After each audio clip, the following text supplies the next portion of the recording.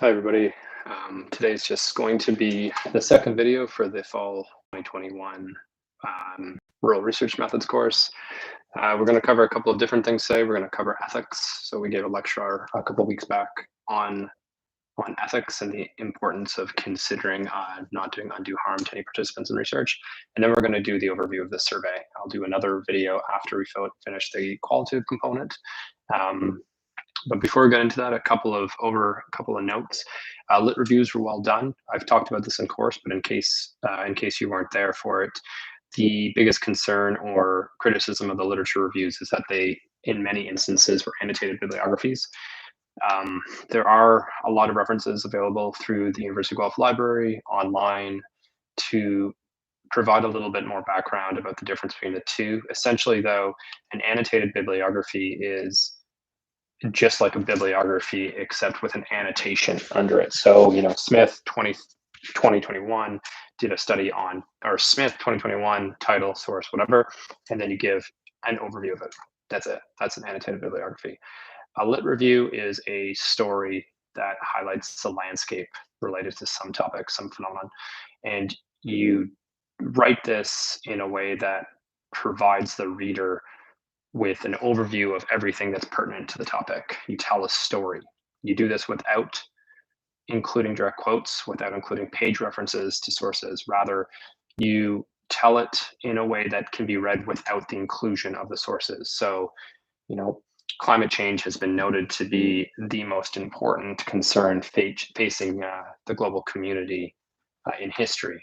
Smith 2021, Jenkins 2019. Many researchers, Smith 2021, have indicated that there are several consistencies that need to be considered. For example, and then you tell it. So if I remove the references, it all still makes sense. Many of you would provide me, an example of a journal article and then give me an annotation. So try not to do that. I provided good feedback and everything. So take my notes, adjust, and then for your final assignment, make those changes and you'll see an increase in your mark. Okay, let's get into ethics so quickly. I have my notes on my other screen, so I'm just looking over here. We talked about ethics, and the big one is why are ethics so important? And arguably it's because your job is to ensure that anyone that participates in your study has no negative consequences. Ethics affects the integrity of the project and the reputation of not only the researcher, but also the institution in which you are a part of. Ethics, the big one that you always have to remember is no participants rather are harmed. That's the big rule of ethics. Prevention should override any other research goal, and the welfare of your subjects is your primary job. So there's a couple of big principles within ethics. The first is respect for persons. The second is respect for welfare, and the third is respect for justice.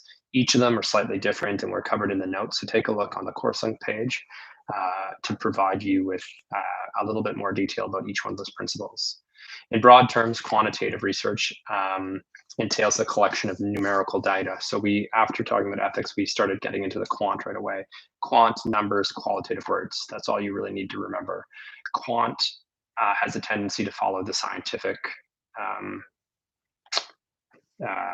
structure in terms of like theory, hypothesis, research design, and so forth. There's more of a likelihood that a qualitative project follows in an iterative design. So rather than theory first, you can generate data, and then from there, a theory kind of comes out of it. It's much more inductive that way. We talked about the difference between a concept, and a concept is an idea or a mental representation of something. They are the building blocks of a theory. Why measure? In quant, there's a couple of big reasons why we measure. The first is measurement allows for the delineation of fine differences. So that's the first one, so job satisfaction. Measurement provides a consistent device or yardstick. So if you want to get that baseline and go from there, that's really important in almost all studies, especially from a well-being or health perspective. And then concepts within quant research have two types of definitions. So first are nominal. So that describes in words what the concept means. And the second is operational, the operation that the researcher will perform to measure the concept. So we talked about all this. And so if none of this rings a bell, I would recommend taking a look at lecture 3. Indicators we talked about in quantitative research, using multiple items to avoid a problem using one indicator and so forth.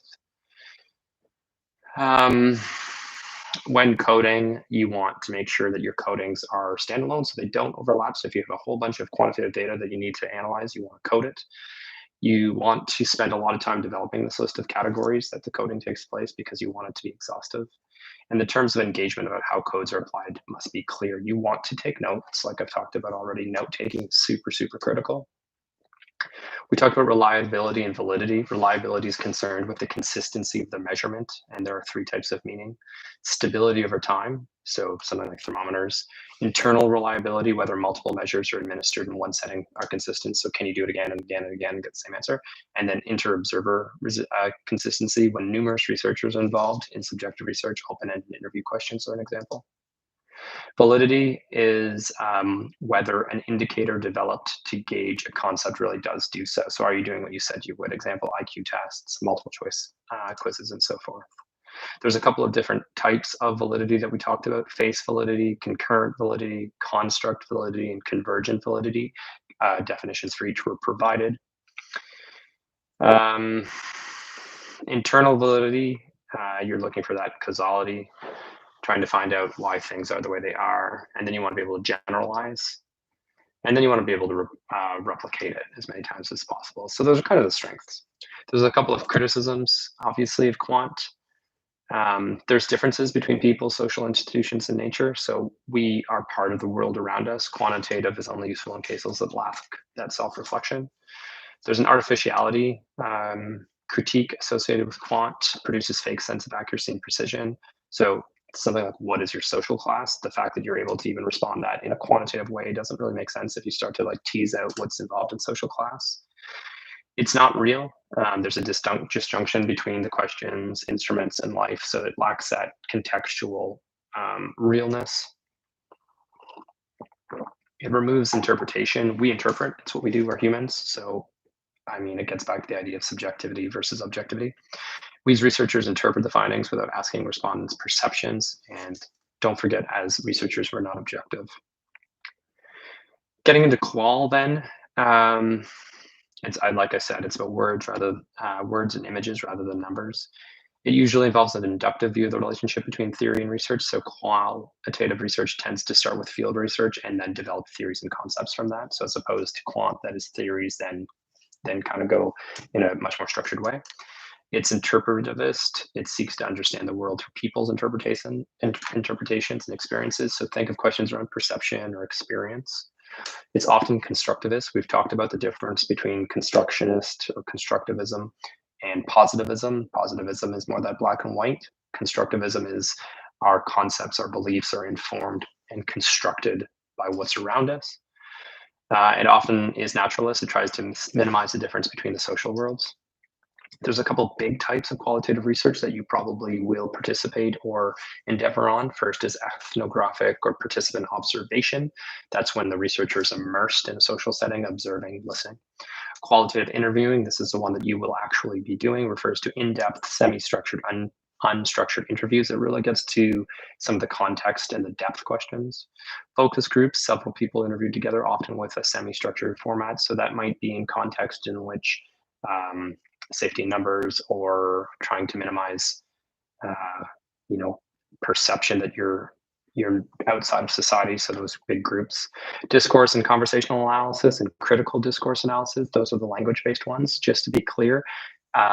Discourse versus critical discourse analysis. In a critical analysis, you're getting right to the questions of power.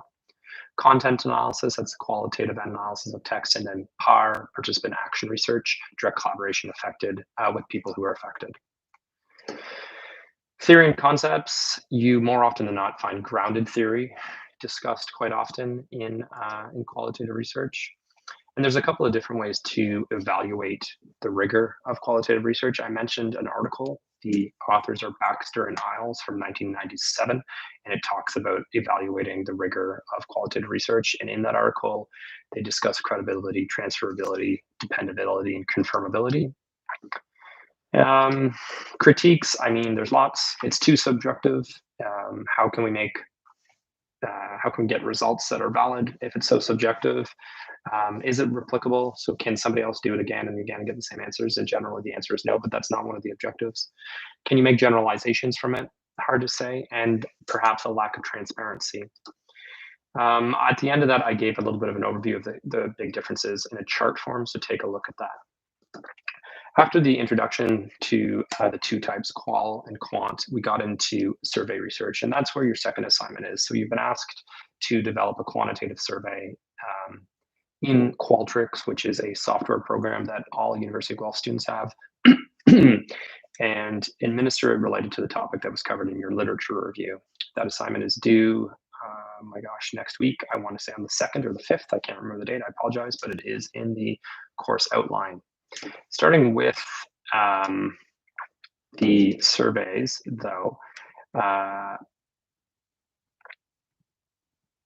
what type of questions you want to ask is the big one, right? And I've mentioned this a few times. So for me, anytime I design a research project, always keep the goal and the objectives of the study right here, and then the methods have to align with it, because you don't want to use a methodological technique that really doesn't get you what you're trying to get. So the study that I've been mentioning throughout the semester is a large study on the experiences of residents from small and rural communities related to COVID-19. And I want a massive database. I want as much data as possible on a really granular level. So a survey is the best way to do that. It's cheap and it's quick to analyze. So you always want to talk about that. You want to figure that out, even though within this survey that's cheap and easy to analyze, I have no open-ended questions. It is completely closed-ended because I want to be able to get it quick and fast. Open questions, why do you think there's some advantages? Well, I mean, you're going to get a different, richer data for sure. If somebody mentions the same topic over and over again, maybe that indicates that it's quite important to them, something like that.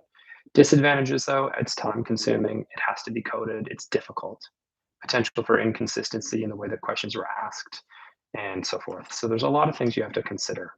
Closed, that's the one that I'm doing my survey. The advantages, fast, promotes standardization, and listed options may provide some clarification about what you're trying to get to. Disadvantages, it lacks that spontaneity, it lacks the authenticity that an open-ended question might provide. Interpretation varies about what kind of data that is, and it lacks personality. So it's quite objective in that way. There's no subjectivity. There's a lot of errors that can be found in surveys. The big one is the wording choice. So all of you are developing these surveys, and I've provided you with a couple of examples, but poorly worded questions are often the biggest source of problematic responses.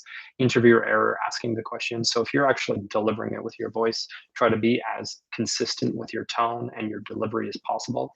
If we, get excited about something, or if we raise our voice, it can impact the way in which a question is interpreted. If there's any misunderstanding on the part of the interviewee, if we're asking participants to reflect on something a long time ago, often we miss what's going on. What else is there here? Types of questions. So personal or factual questions. These are age, marital status, occupation, and so forth. Factual questions about others, perceptions about how they feel. There's a whole bunch. We listed 6 different types. How do we design these questions? Well, keep research question in mind. That's your biggest one all of the time. If you're ever asking something, so the example I gave in class was salary. Salary was something we're really interested in because I think everyone's a little bit nosy about how much people make. But if you can't make a direct argument for why you need to know that salary question to whatever the objective and the goal is, cut that question. Everything has to be able to be linked. The questions have to be designed with specificity. What do you want? Do you have a car is the example. Well, what's the problem with that? Do you mean, do I have access to a car? Do I own a car? So watch your language use. Avoid ambiguous language, avoid long questions, avoid double barrel questions. So that one there is really, really common. The example is, how satisfied are you with your work and pay? Avoid the general, avoid loading, and avoid options such as do not know. So be careful about that. Also make sure your participants have the knowledge to ensure. Requisite knowledge is what that's termed. People don't like to be felt insufficient or unable to answer a question, so make sure you're targeting the right population. What else? Run a pilot study. So I asked all of you to run your pilot study. Getting into conducting interviews, the questions are half the battle. Context matters. more than one interviewee, focus groups, all of that stuff. Conducting the research, be on time, know the schedule, build that rapport, probing questions, prompting questions, how to assess them. All of this is important.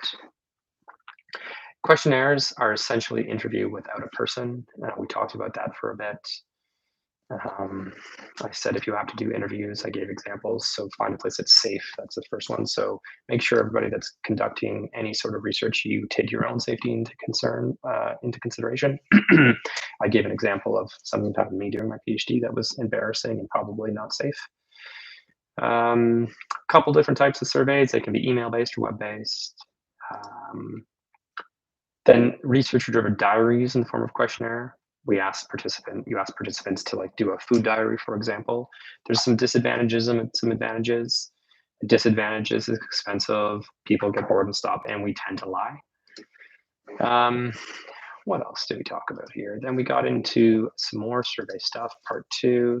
We got into about observation, direct observations. This is when you infer participants' behavior from what they report. It's hard. We talked about when it's good, so classrooms, kids, stuff like that. Observation schedule, all of this has to be determined to ensure a rigorous process and the validity of your research can be enhanced. So we talked about strategies for observing behavior, about reliability and validity. We talked about field experiments. We talked about quantitative sampling. We talked about the use of the word random sample and how I hate when people say something's random. There's some different types of probability sampling. So one is random, and we talked about the definition of that every single person within a population has the same opportunity to participate. Systematic sampling, stratified sampling, and multi-stage sampling. Probability sampling often allows for inferences. They can be generalized. Non-probability, it's convenience, good for pilot studies. So you're looking at snowball or quota. And then the last thing we talked about for surveys was the use of math and the use of statistics. I mean, I feel really passionately about people taking math. I do think that there's been a real fault in the education system that we don't force more people to take math. And I think ensuring that proper training goes into teaching math is super critical, especially at a younger grade, probably grade 6 up. The reason why math is so important is because everybody understands it. It's universal. So you're able to say percentages, modes, means, averages, standard deviations, these things. This is not getting into the univariate, or the multivariate, or the bivariate analyses. Those are advanced statistical techniques, and that's hard. But everybody should be able to give some basics. We talked about the variables, so nominal, ordinal, and interval. And then we got into univariate analysis. Univariate analysis means one variable at a time. This is what you guys are going to do most often. It's the frequency tables. You can display data in, bar graphs, pie charts, histograms, and so forth. We talk about it in a text. In univariate analysis, same idea here. You're talking about mode, median, mean. So mode is the value that occurs most frequently. Median is the midpoint of the values when they're arranged in order. And mean is the average as we usually relate it. Okay, so you just sum the total and divide by the number. Measure of dispersion, it's the degree of variation in a sample. And then we talked about standard deviation. Standard deviation, we went through an example on it of how you calculate it. The reality is all stats programs, including Qualtrics, do it automatically. But if anyone ever asks you how to do it, I provide that example of what you have to do. Bivariate and multivariate analysis, that's a relationship between 2 or more variables, 3 for multivariate. Contingency tables are part of bivariate analysis, so flexibility, efficiency, and it helps you determine patterns of association. But for this class, don't worry about multivariate or bivariate analysis. You will be doing absolutely univariate analysis. For your final assignment, that is when you will present some of the results. But for your survey assignment, which is due next week, it's just a reflection of the experience. Okay, so thanks very much. It's a bit of a longer video, but I'm combining some different topics in an effort to be more efficient. If anyone has any questions, by all means, send me an email anytime. Enjoy your day.